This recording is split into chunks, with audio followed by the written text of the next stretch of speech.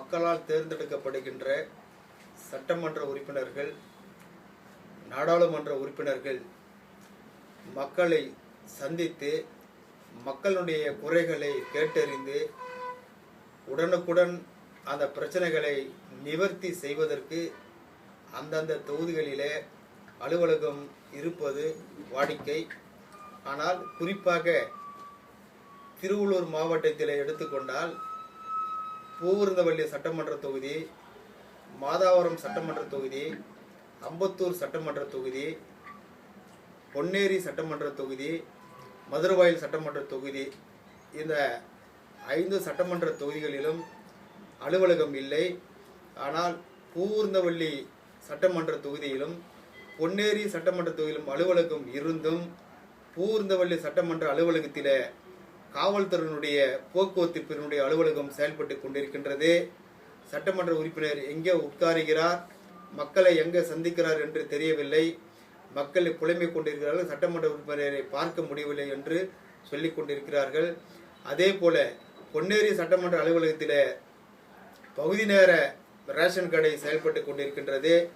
அங்கே இருக்கின்ற சட்டமன்ற உறுப்பினர் எங்கே உட்காருகிறார் என்று தெரியவில்லை. ஆகவே அரசு உடனடியாக இவர்களுக்கு ஒரு சட்டமன்ற அலுவலகத்தை கட்டி கொடுத்து மக்களை சந்திப்பதற்கு இந்த சட்டமன்ற உறுப்பினர்கள் தயாராக வேண்டும் என்றும், அதே நேரத்தில் மற்ற மாதாவரம், மதுரவாயல், அம்பத்தூர் போன்ற பகுதிகளிலும் சட்டமன்ற தொகுதிகளிலும் சட்டமன்ற அலுவலகத்தை கட்ட வேண்டும். குறிப்பாக மதுரவாயல் சட்டமன்ற தொகுதியில் அலுவலகம் கட்டப்பட்டு இன்றைக்கு மாவட்ட ஆட்சித்தலைவரால் திறந்து வைக்கப்பட்டிருக்கின்றது. ஆக மீதி இருக்கின்ற 2 சட்டமன்ற தொகுதிகளிலே அலுவலகம் கட்டித்தர வேண்டும். உடனடியாக அரசு அதை கட்டி கொடுத்து மக்களை சந்திப்பதற்கு சட்டமன்ற உறுப்பினர்கள் முயற்சிக்க வேண்டும் என்று கேட்டுக்கொள்வதோடு, நாடாளுமன்ற உறுப்பினர்களும் தமிழக அரசு நாடாளுமன்ற உறுப்பினர்களுக்கு அலுவலகம் கட்டி கொடுக்க வேண்டும். அப்படி இல்லை என்று சொன்னால் மத்திய அரசு தான் இதற்கு பொறுப்பு என்று சொன்னால் மத்திய அரசுக்கு நம்முடைய தமிழக அரசு பரிந்துரை செய்து ஒவ்வொரு நாடாளுமன்ற உறுப்பினருக்கும் அந்தந்த தொகுதியில உறுப்பினர்கள் அலுவலகம் கட்டி கொடுத்து மக்களுடைய குறைகளை போக்குவதற்கு உடனடியாக இதை செயல்படுத்த வேண்டும்.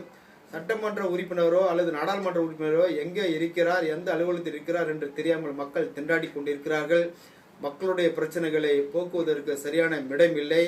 நேரடியாக உறுப்பினர்கள் மக்களை சந்திப்பதற்கு இடம் இல்லாமல் இருக்கிறார்கள். ஆகவே இதை அரசு புரிந்து கொண்டு உடனடியாக இவர்களுக்கு அலுவலகம் கட்டி கொடுப்பதற்கு முயற்சி எடுக்க வேண்டும் என்று புரட்சி பாரதம் சார்பாக நாங்கள் கேட்டுக்கொள்கிறோம்.